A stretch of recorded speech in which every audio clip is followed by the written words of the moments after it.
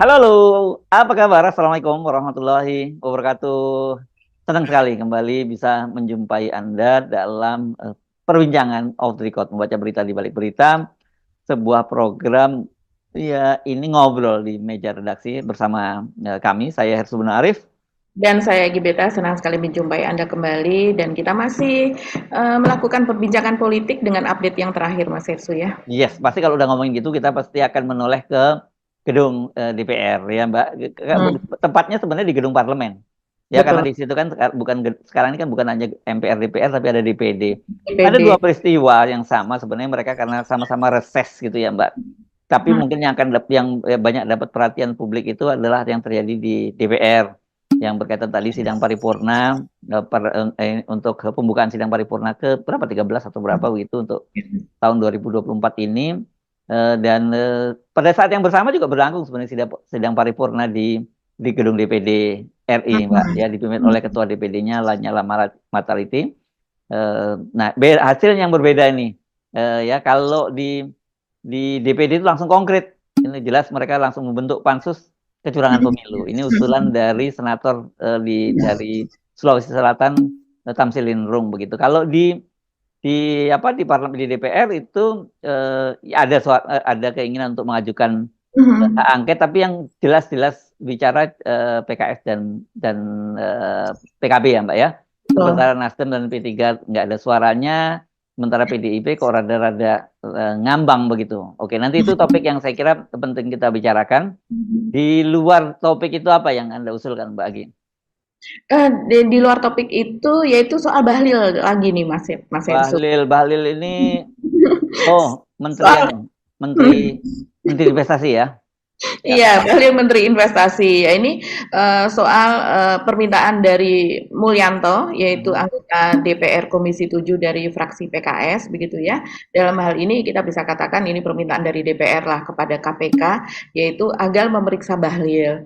Ya, ini berkaitan dengan semacam abuse of power begitu, penyalahgunaan wewenang begitu ya Mas Hersu Mhm. sebagai Menteri Investasi begitu, yang dikabarkan begitu dia melakukan jadi dia kan kepala satgas dari penataan lahan dan penataan investasi Mas Hersu. Jadi di situ dia memiliki kewenang begitu untuk diberi wewenang oleh presiden gitu untuk melihat tambang-tambang begitu yang selama ini idle atau mereka memiliki iup tapi kemudian mereka tidak bekerja atau berkegiatan gitu dan Beroperasi ya. ya tidak beroperasi dan ini kan banyak belakangan ini banyak yang dicabut izinnya oleh Bahlil, begitu juga dengan HGU. HGU ini tentu saja kelapa sawit, berkaitan dengan perkebunan kelapa sawit. Nah, banyak yang dicabut izinnya dan kemudian tidak berapa lama izin tersebut atas permintaan pengusaha itu diberikan kembali. Nah, di antara proses tersebut itu diduga ada proses transaksional begitu di mana Bahlil ini mendapatkan miliaran rupiah dari izin-izin tersebut begitu. Dan ini ada laporan dari Mulyanto begitu agar KPK memeriksa.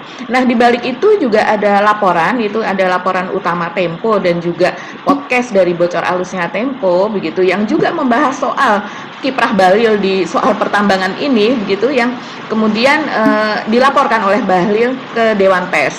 Nah, itu mungkin yang menarik Mas Hersu. Kita kupas soal itu. Masih ada yang lain yang topiknya hari ini kalau di media sosial apa yang rapi Mbak Agi? Yang di media sosial itu sebenarnya Bahlil ini ramai juga Mas Oh, Hersu. rame juga. Jadi ini Ramai juga karena rame di memang dunia maya dan di dunia nyata gitu ya. iya, karena media-media nasional itu juga cuitan beritanya begitu itu juga banyak tentang Bahlil. Ya, Dan jadi ya. Bahlil ini bukan hanya soal ini ya, bukan soal tambang-tambang yang mangkrak ini, tapi juga di soal bahwa kabarnya dia ini yang disiapkan oleh Pak Jokowi untuk meng-take over Golkar gitu ya, untuk menyiapkan betul. sebagai proksinya Pak Jokowi kan gitu ya. Dan memang Ya. tanda-tanda Pak Jokowi ingin men-take over Golkar itu banyak dibaca oleh kalangan internal Golkar dan juga para pengamat gitu ya Mbak Gia. Ya. Iya, betul sekali. Dan juga dalam proses ini, proses izin pertambangan tersebut itu juga diduga begitu dia melakukan pengumpulan uang itu untuk pemilu, untuk biaya pilpres untuk calon tertentu begitu Mas Hersu. Karena memang pemberian Ya jangan disebut calon tertentu lah. Kalau dia kan pasti dia kan tergabung dalam paslon 02 02 ya. kan. Iya, bisa Ya. dikatakan demikian. Hmm. Dan karena memang dia diberikan tugas atau pembentukan Satgas ini kan menjelang menjelang Pilpres, menjelang pemilu. Jadi itu juga yang dikatakan oleh Mulyanto, Mas Hersul. Ya, oke. Mari kita mulai dari mana dulu kita mau mulainya? Dari paripurna. Dari Purna dulu, paripurna ya. Saya kira eh, mungkin ini banyak yang sedikit sedikit kecewa gitu ya karena paripurna kok tidak seseru yang dibayangkan oleh Ya. publik itu. Karena orang membayangkan pasti akan banyak hujan interupsi begitu. Tapi rupanya interupsinya ini kalau saya lihat saya menduga ini lewat kertas tertulis ya, tidak lewat lewat gitu ya karena udah masuk daftarnya di pimpinan gitu ya. Dan yang cukup mengejutkan pertama kali orang menunggu-nunggu loh, kemana ya Mbak Puan kok nggak kelihatan memimpin sidang, kan harusnya dalam saat-saat yang sepenting ini, segenting ini, sekrusial ini justru Mbak Puan yang memimpin. Kenapa yang memimpin malah Sufmi Dasko Ahmad yang notabene adalah ketua harian Partai Gerindra. Ini kan kubunya berbeda mereka ini sebenarnya ya. Gerindra jelas posisinya sebagai penentang hak angket, sementara PDIP justru tadinya sebagai inisiator dari hak angket. Tapi kenapa justru kok Mbak Puan nggak ada gitu ya? Dan juga saya lihat, nah ini saya kira di media sosial juga banyak yang marah nih kan ya, netizen berkaitan di grup-grup. Kalau saya kan nggak aktif banget di media sosial, tapi di grup percakapan. Nah, ini kan juga bisa disebut media sosial. Banyak yang marah dengan ketidakhadiran banyaknya anggota DPR yang tidak hadir gitu ya. Kalau tidak salah ini yang tidak hadir itu sampai dari 575 itu 285 yang nggak hadir ya Mbak Agi ya. Ya, betul Ya, sekali ya, ya, ya, disebutkan ya. oleh Ya. ini ya Dasko, ya. Dan tapi kemudian kok dinyatakan tetap quorum karena padahal yang hadir itu cuma 164 orang.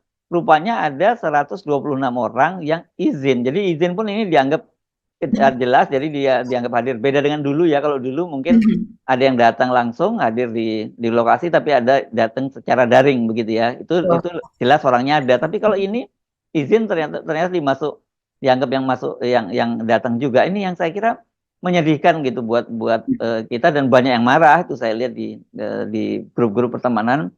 Ini dasar bangke, ini ada nyebutnya begitu juga sampai kaking keselnya begitu ya, dalam situasi yang sangat penting. Jadi artinya sebenarnya dari 575 orang itu secara fisik yang hadir hanya 162, 64 atau 62 tadi ya. Itu yang hadir ya. Iya, iya ya, betul sekali Mas Herso. Ini banyak yang marah karena memang sidang paripurna ini kan sudah dinanti-nanti setelah mereka reses selama hampir 1 bulan begitu. Jadi sejak dari sebelum tanggal 14 Februari di mana hari pencoblosan. Jadi awal Februari itu reses dan kemudian masuk lagi selesai reses itu kemarin tanggal 4 Maret dan kemudian baru hari inilah hari pertama yang dimulai dengan paripurna pembukaan. Nah, tentu saja dengan banyaknya carut marut pemilu, dugaan kecurangan dan sebagainya begitu, dan juga panasnya isu tentang hak angket. Jadi wajar kalau seandainya masyarakat begitu ya, terutama pendukung 01 dan 03 itu menantikan betul sidang hari ini. Jadi banyak sekali yang menonton, saya juga lihat di grup percakapan banyak sekali yang menonton sidang paripurna hari ini loh Mas Hersu. Jadi memang masyarakat atau rakyat itu betul-betul menyoroti sidang paripurna hari ini dan mereka betul-betul melihat begitu partai mana saja begitu yang ternyata mengusulkan tentang hak angket tersebut setelah sebelumnya, bahkan mereka mengatakan sebelumnya koar-koar, sebelumnya kayaknya keras, sepertinya tuh kayak seperti iya aja begitu ya. Tapi ternyata kok di dalam sidang paripurna tersebut melempem begitu, mereka katakan demikian. Ya. Banyak pertanyaan soal itu, apakah ini memang ada permainan, ataukah ini karena adanya sandera, ataukah ada uang yang bermain dan sebagainya, seperti itu Mas Hersu. Ya. Nah, kita bahas ya, karena kalau ada sebut tadi kayak yang pertama kali menggulirkan itu kan sebenarnya PDIP ya, itu lewat capresnya Ganjar Pranowo, dan Ganjar Pranowo ini kan adalah kader PDIP ya, jadi dia pasti, dan kita sudah bisa menduga ketika dia bicara soal itu pasti on behalf Ibu Megawati ya, nggak mungkin Ganjar berani bicara seperti itu gitu. Tapi itu tadi lagi-lagi bahwa hari ini kok Mbak Puan yang nggak hadir. Mbak Puan hadir, Mbak Puan katanya ada KTT Parlemen Perempuan Sedunia di Paris. Apa iya acara itu jauh lebih penting ketimbang soal masa depan demokrasi di Indonesia? Saya kira pasti enggak lah gitu ya. Dan itu saya kira sebenarnya bisa diwakilkan kalau memang nggak bisa hadir. Kenapa dia justru memilih hadir di Paris ketimbang hadir di acara yang tadi berlangsung sidang paripurna tadi. Dan kemudian kalau dari sisi memang PDIP bicara soal hak angket, tapi tidak secara tegas bicara soal hak angket itu, dia menjadikan alternatif-alternatif seperti pengawasan komisi itu atau interpelasi. Coba kita dengar dulu ya pernyataan dari politisi PDIP Arya Bima ya. Terima kasih pimpinan. Assalamualaikum warahmatullahi wabarakatuh. Salam sejahtera untuk kita semua. Om Swastiastu, Namo Buddhaya, salam kebajikan, Rahayu. Yang saya hormati pimpinan Dewan, yang saya hormati dan saya banggakan kawan-kawan anggota Dewan. Selamat pagi, kita bertemu kembali di sini tentunya dalam keadaan lelah. Yang jadi kembali untuk periode 2024-2029, walaupun belum ada final dari perhitungan KPU, tapi tanda-tandanya sudah kelihatan, saya ucapkan selamat. Bagi yang tanda-tandanya tidak jadi, tentunya kami ikut merasakan hal-hal apa yang disampaikan kawan-kawan, situasi lapangan elektoral pemilu kemarin.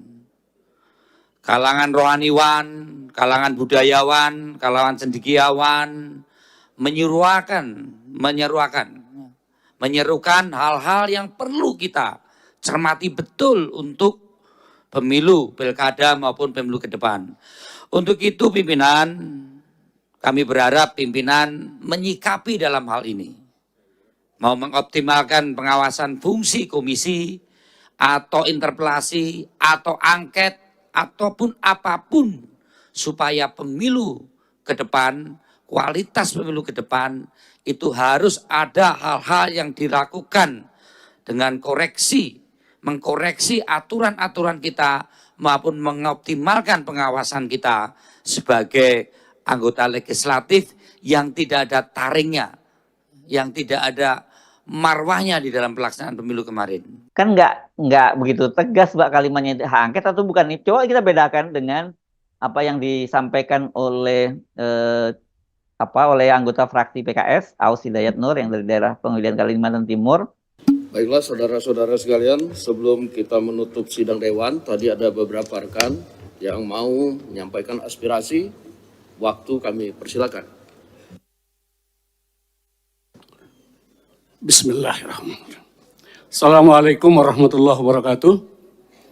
Ketua dan anggota Dewan yang kami hormati, serta seluruh hadirin yang berbahagia, saya Aus Hidayat Nur, anggota DPR RI, fraksi PKS, Dapil Kalimantan Timur, nomor anggota A455.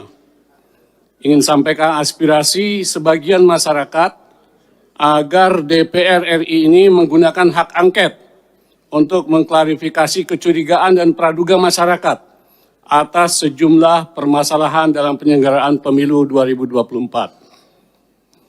Alasannya, pertama, perlu diingat bahwa pemilu 2024 merupakan momen krusial bagi bangsa Indonesia. Gelaran demokrasi ini harus tetap dijaga agar terlaksana dengan langsung, umum, bebas, rahasia, jujur, dan adil. Kedua, munculnya berbagai kecurigaan dan praduga di tengah masyarakat perihal terjadinya kecurangan dan pelanggaran dalam penyelenggaraan pemilu perlu direspon DPR RI secara bijak dan proporsional. Hak angket adalah salah satu instrumen yang dimiliki DPR dan diatur dalam Undang-Undang Dasar, dan undang-undang bisa digunakan untuk menjawab kecurigaan dan praduga itu secara terbuka dan transparan. Jika memang kecurigaan atau praduga masyarakat itu terbukti, bisa ditindaklanjuti sesuai undang-undang, dan jika tidak terbukti, ini bisa mengklarifikasi dan menjaga integritas pemilu, sehingga kita bisa meresponnya secara bijak dan proporsional. Demikian interupsi kami sampaikan. Terima kasih atas perhatiannya. Wabillahi taufiq wal hidayah. Assalamualaikum warahmatullahi wabarakatuh. Atau bahkan kalau mau kita bandingkan lebih keras lagi ini yang dari PKB ya, Lulu Nur Hidayah kalau tidak salah namanya, siapa namanya ya, itu yang dia dengan tegas menyatakan hak angket nih. Coba kita sekarang simak dulu ya. Bismillahirrahmanirrahim. Assalamualaikum warahmatullahi wabarakatuh. Saya Nur Hamidah dari fraksi PKB daerah pemilihan Jawa Tengah 4. Yang saya hormati pimpinan DPR, Bapak Ibu anggota dan seluruh rakyat Indonesia yang menyaksikan rapat paripurna kita di pagi hari ini. Pemilu adalah perwujudan kedaulatan rakyat dan oleh karenanya tidak ada satupun kekuatan di negeri ini yang boleh merebut apalagi menghancurkan. Karena ini terkait dengan daulat rakyat, maka pemilu haruslah berdasarkan pada prinsip kejujuran, keadilan, tanggung jawab, dan etika yang tinggi. Tidak ada boleh satupun pihak-pihak yang mencoba memobilisasi sumber daya negara untuk memenangkan salah satu pihak, walaupun mungkin itu ada hubungan dengan anak, saudara, kerabat, atau relasi kuasa yang lain. Pemilu tidak bisa dipandang hanya dalam konteks hasil. Lebih dari itu, konteks proses harus juga menjadi cerminan kita semua untuk melihat apakah pemilu telah dilangsungkan secara jujur dan adil.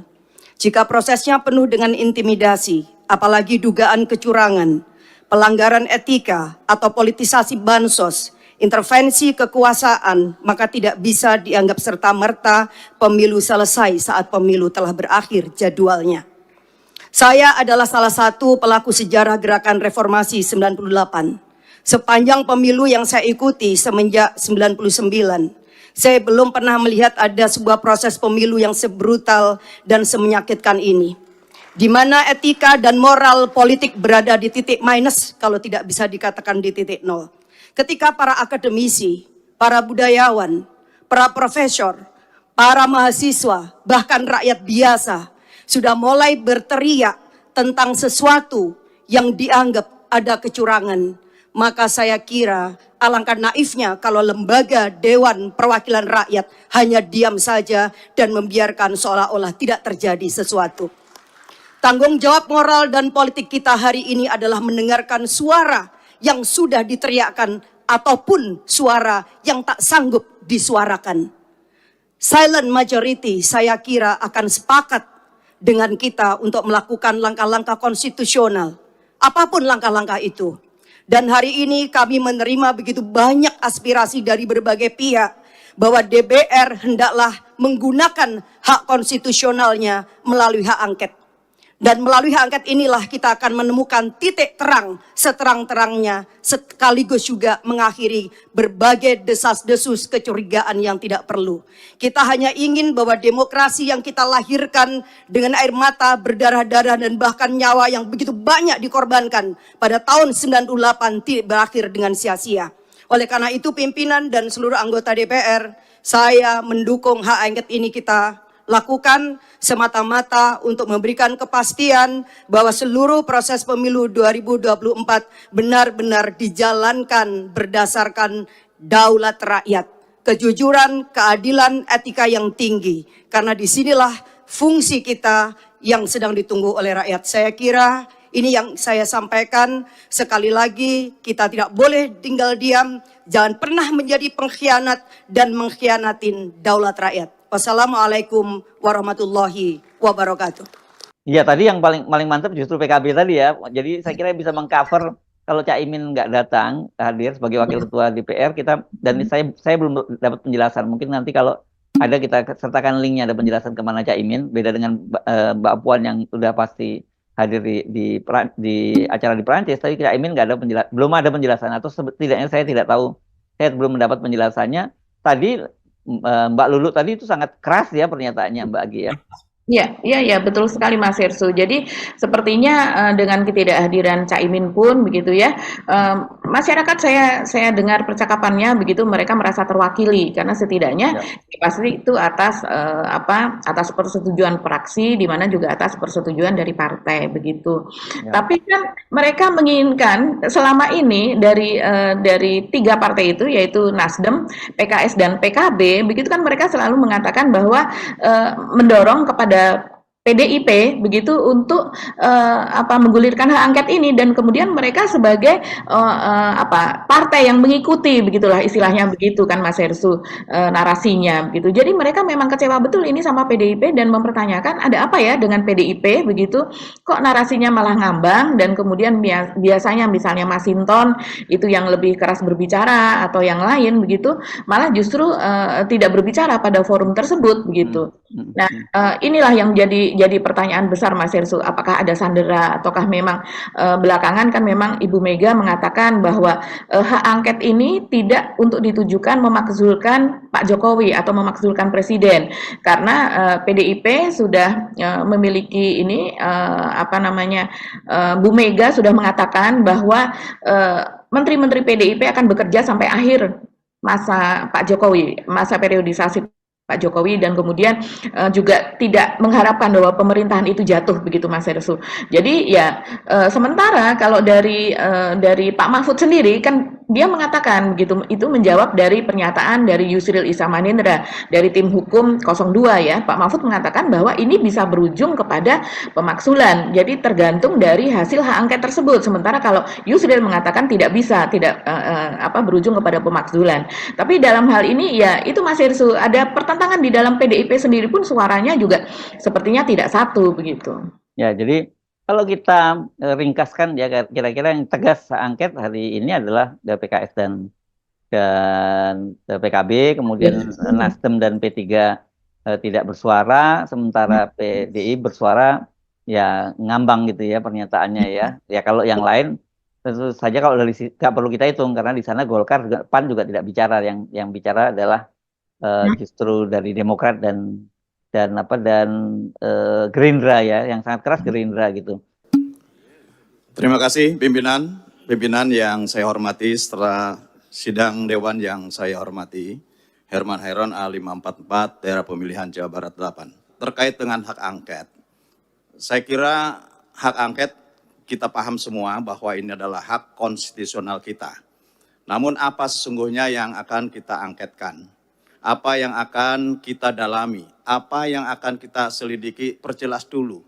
Sehingga kemudian tidak serta-merta bahwa menuduh kecurangan, bahkan mendegradasi terhadap hak konstitusional rakyat, hak suara rakyat yang telah dicurahkan di dalam pemilu. Kalau brutalnya brutal di mana gitu. Karena ini yang harus didudukan kembali, supaya tidak ada informasi yang bias kepada masyarakat. Oleh karenanya, saya berpikir bahwa untuk persoalan ini, ajukan saja hak angket apa isinya, dan tentu itu yang nanti akan kita bahas bersama. Tidak perlu membangun wacana-wacana kecurangan dan lain sebagainya. Ini adalah pemilu yang tentu juga menjadi tugas kita bersama untuk mengawal, untuk mengawasi, dan bahkan dalam perhitungan ini ya tentu kita bagaimana untuk bisa menuntaskan setuntas-tuntasnya dengan batas waktu yang telah ditetapkan. Jika ada hal lain, saya kira tugas konstitusional bisa digunakan. Namun tentu kita harus juga memperjelas kepada publik. Jangan sampai kemudian publik betul-betul tidak mendapatkan informasi yang sebenar-benarnya. Ini penting, karena DPR adalah bagian daripada pengambil keputusan di dalam pelaksanaan pemilu. Terima kasih pimpinan dan anggota Kamru Samad A79. Pertama-tama kita tentunya patut bersyukur dalam reformasi ini 6 kali kita melaksanakan pemilu dan semua berjalan dengan baik, dan dari pemilu-pemilu kita telah melakukan pembenahan dan perbaikan baik melalui revisi undang-undang yang telah kita jalankan maupun dalam pelaksanaan yang kita jalankan melalui pengawasan terhadap penyelenggara pemilu. Dan kita patut bersyukur bahwa pada pemilu 2024 ini lebih dari 60 negara di dunia yang secara bersamaan akan melakukan pemilihan presiden. Indonesia merupakan negara terbesar, mencapai 164 juta partisipasi rakyat. Lebih besar daripada pemilu terakhir di Amerika yang hanya mencapai 158 juta partisipasi. Ini menunjukkan bahwa Indonesia sebagai negara demokrasi terbesar di dunia telah mampu memberikan ruang konstitusional kepada rakyat Indonesia untuk menggunakan haknya. Karena itu, kami di lapangan tentu juga mendengarkan aspirasi yang berkembang. Aspirasi yang sangat mendesak bagi mereka adalah pengangguran, penciptaan lapangan kerja, bukan hak angket. Yang diperlukan mereka justru adalah hak para sopir angkot. Hak para sopir angkot, ribuan bahkan puluhan ribu yang anak-anaknya mereka, masa depannya, sekolahnya belum tentu mereka bisa memenuhi kebutuhan dasar mereka. Kita bisa menyaksikan bagaimana masyarakat kita hari ini kerja hari ini hanya untuk makan besok. Bahkan kalau mereka sakit hari ini maka besok dia harus utang di warung. Inilah aspirasi yang sangat mendesak, yaitu menciptakan lapangan pekerjaan. Dan karena itu saya ingin mengingatkan, jangan sampai respon dari teman-teman yang tidak siap kalah menunjukkan dalam sejarah kita merupakan respon terburuk sepanjang pemilu reformasi ini. Kenapa demikian? Karena belum menggunakan instrumen hukum yang telah digunakan, disiapkan, disediakan oleh undang-undang, sudah menuduh pemilu ini curang. Ini berbahaya sekali bagi kelangsungan demokrasi kita dan masa depan bangsa kita ke depan. Kalau Demokrat ya sebenarnya kita nggak kaget lah ya. Sebagai menteri baru mereka harus menunjukkan dong gitu ya loyalitas dan kesetiaannya. Kan lu anak baru lu. Ngomong lu, pasang badan lu, kalau enggak gua masukin grup lagi lu, kan kira-kira gitu ya. Dia ini kan gitu kan. Nyukur on the block ini kan dia, Mbak ya. Iya, kalau nggak ngomong nanti nggak diajak main lagi loh. Iya, Gitu. nggak diajak main lagi lo kan gitu. Kira-kira begitulah. Nah, justru yang menarik di tetangga sebelah itu ya, yang terjadi di DPD, karena mereka memutuskan untuk membentuk pansus kecurangan pemilu, dan ini yang tadi saya sebut diusulkan oleh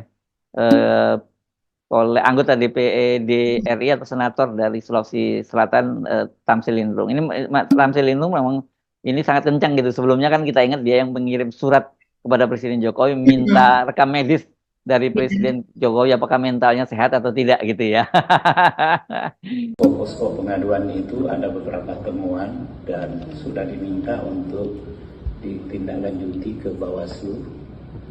Saya kira ini bukan hanya perlu ditindaklanjuti ke Bawaslu, tapi saya sangat simpati dengan penyampaian ketua atau penugasan kepada Komite 1 untuk juga memfollow up masalah ini.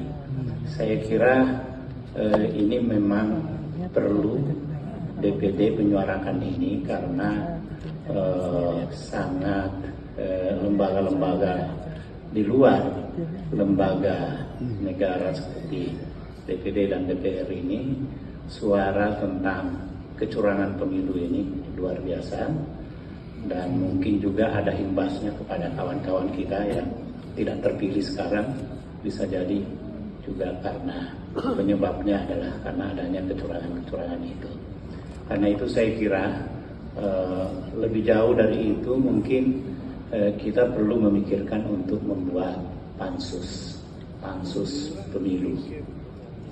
Supaya ini memang kita bisa buat lintas komite dan semua memberikan pandangan-pandangannya tentang ini, dan terpenting Pak Ketua tadi sampaikan bahwa Komite 1 pun diminta untuk bisa memanggil Kapolri dan memanggil institusi-institusi lain, mungkin KPU Bawaslu. Intinya kita bikin pansus gitu ya Pak Tamsil ya. Iya betul Pak Ketua. Setuju ya yang niat. Izin Pak, sebelum diketok Pak. Ya.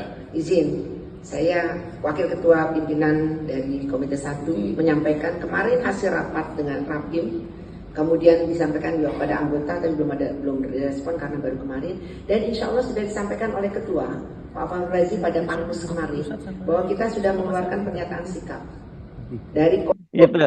Jadi ini konkret, tapi kan persoalannya sebenarnya kalau dari sisi undang-undangnya itu kan mereka cuma punya fungsi pengawasan saja ya.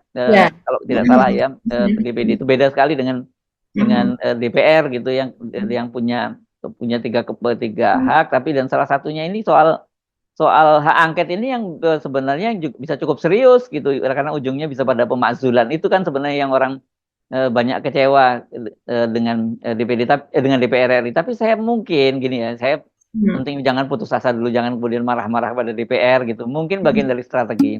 Mari kita tunggu karena kan memang tadi itu agendanya ya ada pembukaan sidang dan kemudian pelantikan ini ya pidato. Agendanya cuma 2 tuh sebenarnya. Sidang paripurna, pidato dari ketua DPR RI, sementara DPR RI nggak datang, ya akhirnya yang pidato adalah Sufmi Dasko Ahmad, wakilnya. Dan yang kedua itu adalah pelantikan anggota antar waktu, gitu. Ada 4 orang yang dilantik. Jadi itu agendanya tadi. Jadi itu tadi bentuknya merupakan interupsi saja yang tadi itu. Jadi kita tunggu apakah kemudian ini jadi bergulir atau tidak. Ya kalau tidak bergulir ya saya kira memang apa boleh buat, mesti yang mengambil alih lagi peran sebagai oposisi itu ya outdoor oposisi jalanan gitu.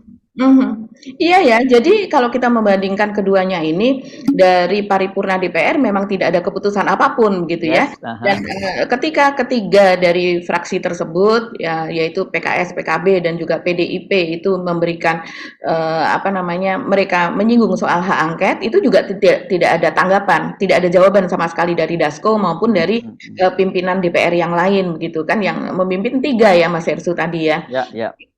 Dari Nasdem yaitu Rahmat Gobel dan juga Ludwig Paulus begitu dari Golkar. Jadi memang tidak ada keputusan apapun, kalau kita mengharapkan keputusan di situ tidak ada, tapi keputusan itu justru ada dari DPD begitu ya Mas Hersu. Karena menurut Lanyala Mataliti kemudian ketika dia menanyakan gitu di akhir dari paripurna ini, dia menanyakan Komite 1 yang membidangi soal pemilu sudah menyatakan sikap terkait kecurangan dalam pemilu 2024, tetapi ada usulan untuk pembentukan pansus.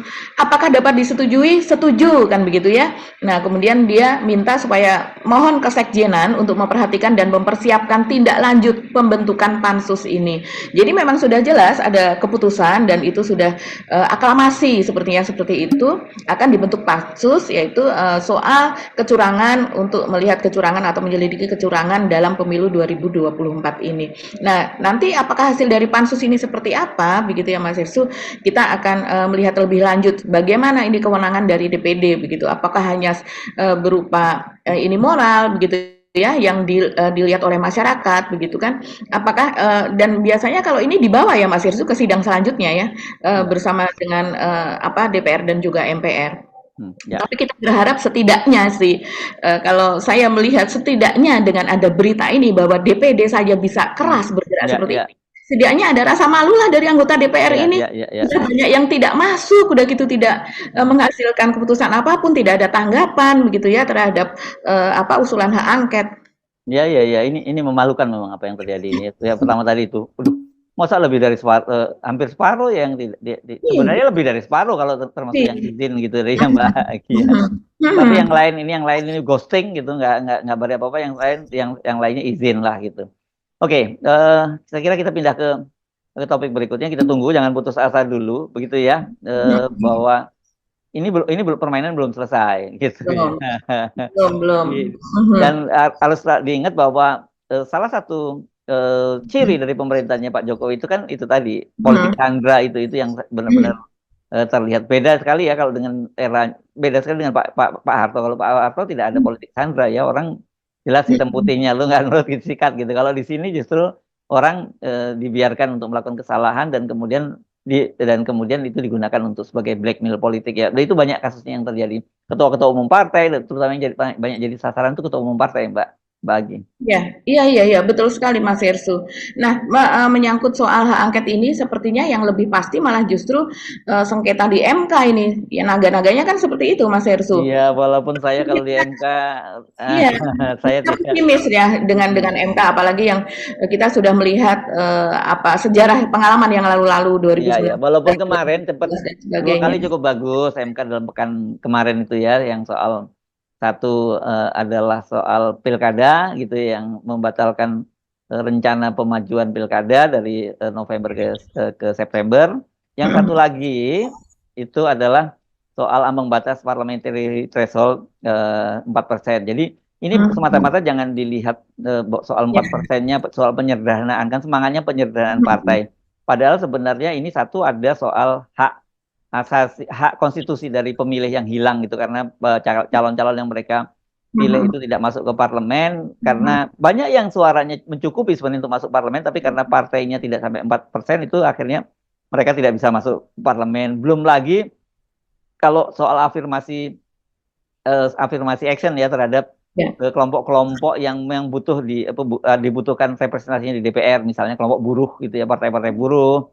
Itu kan juga mungkin sulit untuk menembus 4%, belum lagi kelompok lingkungan. Misalnya kan mereka kan perlu juga diwakilkan, tapi kalau disyaratkan 4% ya mungkin nggak bisa tembus, walaupun kemudian DPR sendiri ini kan dikembalikan pada DPR berapa persen sih sebenarnya yang mau di batasnya gitu. Jadi saya kira ini penting kombinasi tadi itu ya. Kalau penyederhanaan partai itu saya kira mungkin nggak terlalu urgent ya, karena prinsipnya kan semua orang di dalam negara demokrasi itu berhak untuk berserikat, berkumpul dan menyampaikan aspirasinya secara lisan tulisan ya kan gitu ya Mbak Agi ya. Jadi ini bagus sih langkah yang dilakukan oleh MK gitu Mbak Agi.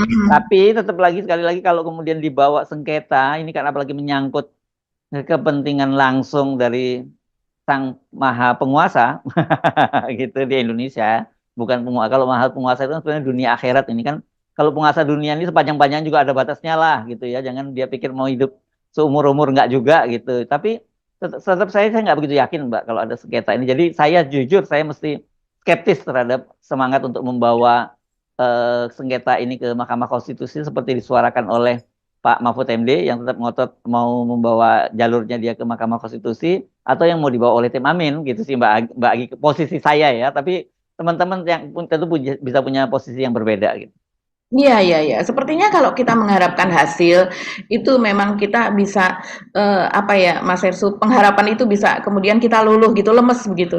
Tapi ya kita harus tetap mengupayakan itu kalau menurut saya, karena harus semaksimal mungkin Mas Hersu, karena itu bagian dari proses kan. Soal hasil nanti hasilnya seperti apa, tentu hasil yang maksimal begitu. Tapi kalau seandainya hasil maksimal itu tidak didapat, setidaknya rakyat kan jadi mengetahui bahwa oh seperti ini nih hukum di Indonesia yang memang sudah seperti ini.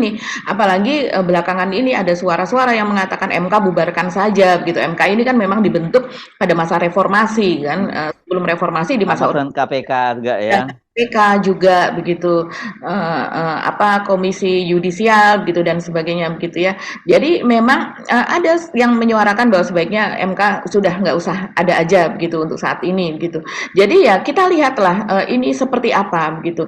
Jadi supaya masyarakat makin melek, kalau saya ini merupakan pendidikan politik, pendidikan hukum juga, tetap harus hak angket juga, yaitu jalan politiknya di hak angket dan kemudian jalan hukumnya itu ada di MK. Sebagaimana kan di MK itu biasanya mungkin kalau dulu orang tidak begitu notice ya Mas Hersu, bagaimana sidang di MK itu kan sampai berhari-hari, berbagai barang bukti itu dihadirkan apa dan sebagainya. Mungkin saat ini ketika situasi media sosial sudah lebih tajam, media sosial itu sudah lebih, sampai semua orang itu memiliki akun media sosial. Nah mungkin situasi sidang di MK maupun nanti misalnya ada hak angket kemudian dibentuk pansus apa dan sebagainya, orang akan lebih notice, orang akan lebih aware gitu dan mengawal itu begitu. Walaupun hasilnya itu tetap itu tadi yang menjadi sang rezim begitu ya, itu tetap menghalangi hal tersebut, itu malah makin terbongkar lagi bagaimana rezim yang terdahulu dan kemudian menciptakan rezim yang baru itu jalannya seperti apa begitu. Ya, tapi kita penting ingatkan juga memang ya, di luar skeptisisme saya tadi itu kayak gitu ya. Tapi kalau dari soal berjuang itu jangan pernah kenal lelah, menyerah untuk gitu ya. Kan kita bisa belajar dari sejarah dan juga dalam agama, saya kira agama apapun, tapi khususnya Islam gitu juga dijelaskan bahwa nggak ada kekuasaan itu yang kekal. Kekuasaan itu selalu dipergilirkan begitu ya. Ya kan?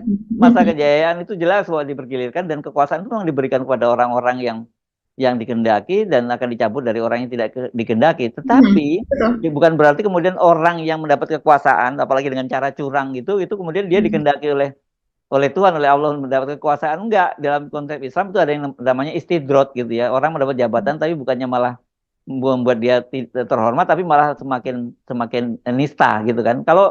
Kalau memperoleh kekuasaan melalui yang cara curang kan, ya saya kira dia tidak akan pernah dapat kehormatan apapun gitu. Kalau tuh ada kehormatan, semu itu bukan kehormatan tapi rasa takut gitu, atau orang menjilat gitu ya. Kalau nggak takut ada orang yang menjilat gitu kan. Jadi saya mungkin minjam istilahnya Pak Mahfud MD, seumur hidup orang seperti Gibran itu kalau toh nanti dia misalnya dilantik jadi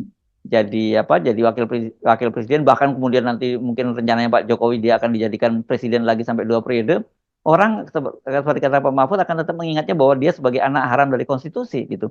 Ya itu apakah kemudian kalau dia jadi wakil presiden bahkan nanti jadi presiden dia itu orangnya terhormat? Enggak juga gitu ya. Dan Iya ya, dan semoga dengan proses tersebut akan timbul kesadaran bagi mereka yang saat ini masih terbutakan gitu ya, Mas Hersu. Terbutakan ini kan banyak hal gitu. Memang dia tidak mau mencari, ataukah dia sudah tahu tapi ya dia tidak mau begitu. ya tutup mata terus gitu ya. Tutup mata terus begitu, iya betul. Ya. Oke, jadi oke nggak apa-apa. Selamat terus bekerja baik tim 01 maupun 03 untuk membawa kalau terjadi sengketa ke Mahkamah Konstitusi gitu, silakan saja jalan terus. Tapi kalau buat saya jalan yang paling memungkinkan saat ini ya hak angket. Tapi kalau kemudian hak angketnya sendiri anggota-anggota DPR itu sendiri juga dari sisi hadir di situ aja ada ogah-ogahan, ya berat kita berharap gitu ya.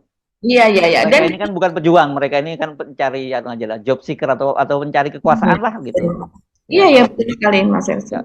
Oke. Ya, ini satu lagi Mas Hersu, mungkin banyak yang menanyakan, terus persiapan untuk MK bagaimana begitu ya? Ini ada juga mungkin sebenarnya ada berita begitu dari Timnas Internal Amin begitu bagi yang menanyakan ini kok kayaknya adem-adem aja, kesana pun nggak ada persiapannya begitu ya. Nah ini sudah mencapai kepada FGD begitu ya. FGD ini juga diikuti oleh Anies juga begitu Mas Hersu, dan kemudian sudah katanya sih untuk barang bukti atau dalam hal ini untuk yang akan diajukan di dalam sengketa pemilu tersebut sudah mencapai 80% lah persiapannya. Dan artinya ini kan diumumkannya tanggal 20 Maret ya untuk real count-nya oleh KPU, dan menurut Pak Mahfud itu memang baru bisa diajukan ke MK itu 3 hari sesudahnya. Jadi artinya sesudah pengumuman tanggal 20, 3 hari sesudahnya begitu baru bisa diajukan, artinya tanggal 24. Nah, mulai tanggal 24 itu kita lihat siapa saja yang mengajukan gitu. Kalau dari Timnas Amin sepertinya ini sudah terus, dari masih ada waktu berapa hari lagi begitu ya Mas Hersu, dan itu untuk melengkapi yang 20% tadi. Ketua Tim Hukum Nasional Amin Dr. Ari Yusuf Amir memaparkan materi permohonan sengketa hasil pemilihan presiden 2024 di hadapan calon presiden Anies Baswedan dan Tim Nasional Amin.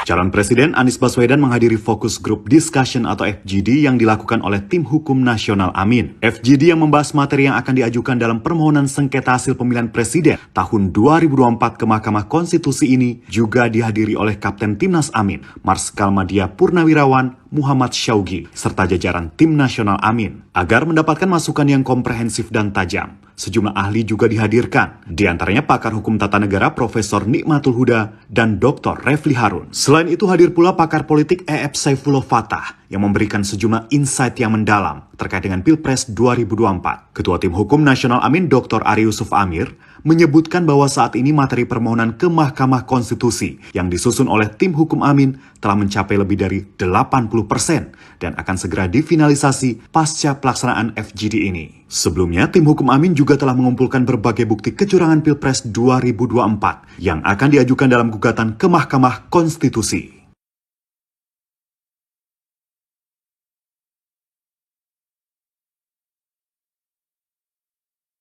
Oke, buat saya ucapkan aja selamat berjuang.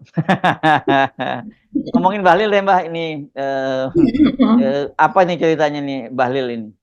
Iya, Bahlil ini kan memang belakangan ini Mas Hersu banyak sekali yang sebenarnya kalau kita masih ingat ya, pada saat debat Cawapres Mas Hersu, masih ingat ya, itu di Gibran gitu mengungkap soal nikel apa dan sebagainya, menyebut nama Tom Lembong dan juga hilirisasi, kan berkali-kali dia mengatakan hilirisasi begitu. Itu kemudian memang nama Bahlil ini kemudian mencuat kembali karena ada jaringan advokasi tambang atau Jatam, ini salah satu LSM yang bergerak di bidang pertambangan di Indonesia begitu ya, dan dia mengungkap soal bisnis Bahlil ini begitu. Tapi ketika itu saya lihat cukup viral itu ya, cukup viral kalau di media sosial dan banyak membahas, tapi sepertinya tidak ada terlalu tanggapan begitu dari pihak Bahlilnya sendiri begitu. Jadi membiarkan itu berlalu dan kemudian adem sendiri. Tapi kemudian ini sekarang kembali mencuat Mas Hersu, karena memang terutama itu ada hasil investigasi dari majalah Tempo ya, terus kemudian ada podcast bocor alus dari Tempo itu yang membahas khusus ini soal sepak terjang Bahlil begitu. Dan akhirnya belakangan ini Mulyanto itu dari anggota Komisi 7 DPR dari fraksi PKS itu yang kemudian melaporkan dan meminta kepada KPK begitu untuk memeriksa Menteri Investasi dan Kepala BKPM kalau Bahlil ya itu supaya diperiksa mengenai sepak terjangnya tersebut begitu. Jadi selain kutipan atau imbal balik lah. Jadi ceritanya Bahlil ini kan sebagai kepala Satuan Tugas Penataan Lahan dan penataan investasi begitu Mas Hersu, ini dia memang belakangan ini mencabut beberapa IUP begitu dan juga HGU dari perusahaan-perusahaan yang tidak berkegiatan lah, tidak beroperasi begitu, tapi mereka tetap memegang izin tersebut. Nah, dari beberapa perusahaan tersebut, kemudian kalau berdasarkan hasil investigasi Tempo, itu kemudian mereka mengungkap gitu bahwa ternyata ketika perusahaan tersebut mengajukan kembali izinnya, izin usaha pertambangan dan juga izin hak guna usaha tersebut, mereka kemudian harus memberikan imbalan jumlah tertentu begitu kepada Bahlil. Nah, inilah yang dilaporkan Mulyanto, dan saya rasa kalau Mulyanto ini kita sudah tahu ya, ini memang salah satu anggota dari fraksi PKS di DPR yang memang kita kenal itu sangat vokal begitu. Jadi pada kasus-kasus yang lain Pak Mulyanto ini memang vokal. Kalau kita melihat latar belakangnya siapa sih Mulyanto begitu. Seringkali kalau saya mengikuti dia begitu di sidang-sidang DPR begitu kan kelihatan paham betul begitu apa yang dia menjadi polemik di situ begitu, karena memang Mulyanto ini latar belakangnya dia dari Fisika Universitas Indonesia dan kemudian dia S2 dan S3-nya itu di Jepang gitu, di Institut Tokyo untuk teknik nuklir kalau tidak salah ya, S2 dan S3-nya. Jadi saya rasa sesudah itu dia berkarir di Batan, dia kemudian berkarir sempat di Kementerian Pertanian gitu. Jadi dia memang kenyang di birokrat begitu Mas Edu, menjadi birokrat, dan kemudian dia akhirnya pensiun dini masuk ke PKS. Jadi ini memang tidak main-main. Saya rasa Mulyanto juga memiliki data seperti kasus-kasus yang lain begitu ya. Dan selain soal itu tadi, dia juga menilai bahwa Bahlil ini diduga membentuk satgas tersebut sebagai upaya legalisasi pencarian dana untuk salah satu peserta pemilu. Dia mengatakannya seperti itu ya. Mungkin kalau dalam hal ini adalah 02. Nah, ini yang sangat menarik Mas Hersu. Dan dari KPK sendiri ketika ini dilaporkan dari Alexander Marwata yaitu Wakil Ketua KPK mengatakan, ini setelah didesak ya, mengatakan bahwa ya akan diperiksa begitu, dia berjanji demikian. Nah, kita tunggu saja. Emang berani. Berani, iya, kan kita tahu Bahlil ini adalah ya termasuk salah satu tangan kanan Pak Jokowi dan juga kepercayaan Pak Jokowi selain Pak Pratikno begitu kan. Nah, ini apakah berani? Kalau menurut Alexander Marwata kemarin kepada media dia mengatakan akan memeriksa pihak-pihak yang terkait yang lain gitu ya. Artinya ada di dalam Kementerian Investasi dan BKPM. Ya. Yang penting udah kasih pernyataan dulu lah gitu ya. Jadi Anda ini penting ini untuk membaca konteksnya ya. Tadi Mbak Agi menjelaskan bahwa setelah didesak itu jadi bukan pernyataan langsung dari Alexander Marwata ya kan. Biasanya kalau itu mereka itu kan melakukan sesuatu yang serius ya, mereka yang akan bicara kepada media, menggelar jumpa pers dan sebagainya. Kalau ini didesak oleh wartawan baru menyatakan seperti itu. Jadi jangan terkecoh oleh judulnya. Wah, seolah-olah Bahlil akan dipanggil. Enggak, nanti dulu. Ini kan saya banyak sekali dikirimin tuh dari teman-teman. Akhirnya KPK akan memeriksa Bahlil. Enggak, itu karena didesak oleh media saja gitu. Tapi mudah-mudahan dengan desakan media itu juga nantinya KPK bekerja betul-betul serius gitu ya Mbak Agi ya. Ya, tapi kita perlu juga informasikan Mas Hersу, kita kan dalam hal ini kita ikut mendesak nih dengan kita Iya, oh iya, iya. begitu ya. Jadi kita perlu ini informasikan kepada pemirsa off the record gitu. Berita dari Tempo yang dipermasalahkan tersebut begitu ya, atau yang menjadi pemirsa dapat lihat itu adalah liputan investigasi yang berjudul Main Upeti Izin Tambang, yaitu majalah Tempo edisi 4 sampai 10 Maret. Jadi memang yang terbaru ini Mas Herssu. Dan kemudian di Bocor Halus itu yaitu yang terbaru hari Sabtu kemarin yang bertema dugaan permainan izin tambang Menteri Investasi Bahlil Lahadalia. Dan kemudian apa sih isinya begitu sehingga ini sampai menjadi harus KPK turun tangan. Jadi saya ringkas sedikit saja ya. Jadi itu adalah kronologis kejadian apa yang dilakukan oleh Bahlil, yaitu bahwa Bahlil ini mencabut izin usaha pertambangan perkebunan yang tidak produktif tersebut Mas Herssu dimulai pada Mei 2021 sebetulnya. Dan dengan penerbitan keputusan Presiden nomor 11 tahun 2001 tentang Satuan Tugas Percepatan Investasi. Jadi kita masih ingat ya, waktu itu memang ada untuk mempercepat investasi itu ada Satgas yang kemudian sebagai kepala Satgasnya adalah Bahlil. Dan kemudian pencabutan izin usaha itu mengakibatkan banyak pengusaha tambang itu ketika itu resah lah Mas Herssu. Jadi kemudian Tempo sendiri mengklaim bahwa dia sudah menemui lebih dari 10 pengusaha. Ini baik di majalah maupun di Bocor Halus ya. Itu menemui 10 pengusaha tambang yang secara terpisah. Mereka tidak bersedia untuk disebutkan namanya karena berkaitan dengan kelangsungan bisnisnya. Dan kemudian mereka menceritakan pengalaman masing-masing. Nah, sebagian dari mereka ini mengaku izin usaha pertambangannya itu sudah dicabut oleh Menteri Bahlil. Begitu. Nah, menurut mereka kebijakan pencabutan itu dilakukan tebang pilih. Begitu. Yaitu atas kriteria yang menurut mereka tidak jelas karena mereka pun mendapat informasi bahwa izin perusahaan Bahlil sendiri yaitu usaha pertambangannya Bahlil itu tidak dicabut walaupun tidak produktif begitu Mas Herssu. Jadi Bahlil ini memiliki usaha sendiri tapi tetap berlangsung. Nah, keresahan pengusaha itu muncul saat Bahlil kemudian ditunjuk lagi menjadi Satuan Tugas Penataan Lahan dan Penataan Investasi tadi pada Januari 2022. Nah, sesudahnya berarti yang jadi dia menjadi Satgas dari dua tadi. Kemudian Satgas itu tiba-tiba membatalkan izin usaha pertambangan hanya lewat pemberitahuan lewat surat elektronik. Jadi ceritanya begitu. Jadi tidak ada klarifikasi, pemanggilan apa dan sebagainya. Nah, berdasarkan investigasi dari Tempo ini, pengusaha-pengusaha tersebut juga bercerita bahwa di sekeliling Bahlil meminta upeti untuk menghidupkan kembali izin usaha pertambangan atau IUP yang dicabut tersebut yang dengan besarannya itu 5 sampai 25 miliar. Nah, informasi ini dibenarkan oleh setidaknya tiga kolega Bahlil, tapi juga tidak disebutkan nama. Jadi orang kepercayaan Bahlil itulah yang meminta duit tersebut Mas Herssu. Nah, selain meminta imbalan berupa uang begitu, ini orang tersebut, orang-orang di sekitar Bahlil itu juga minta saham perusahaan yang kemudian izinnya dibatalkan tersebut sebanyak 30%. Ini luar biasa. Akhirnya mereka selain mendapatkan uang juga menjadi pemilik begitu dari perusahaan-perusahaan yang tadinya dibatalkan kemudian izinnya dikembalikan atau dihidupkan kembali. Nah, itu yang ditulis oleh Tempo begitu Mas Herssu. Dan belakangan ini kemarin ya, tepatnya kemarin Bahlil juga menanggapi soal berita ini walaupun kalau menurut Tempo mereka sudah berusaha menghubungi Bahlil yaitu baik lewat surat begitu ya yang ditujukan ke kantor maupun ke rumahnya. Sudah menghubungi lewat telepon juga begitu, tapi memang tidak dijawab oleh Bahlil begitu.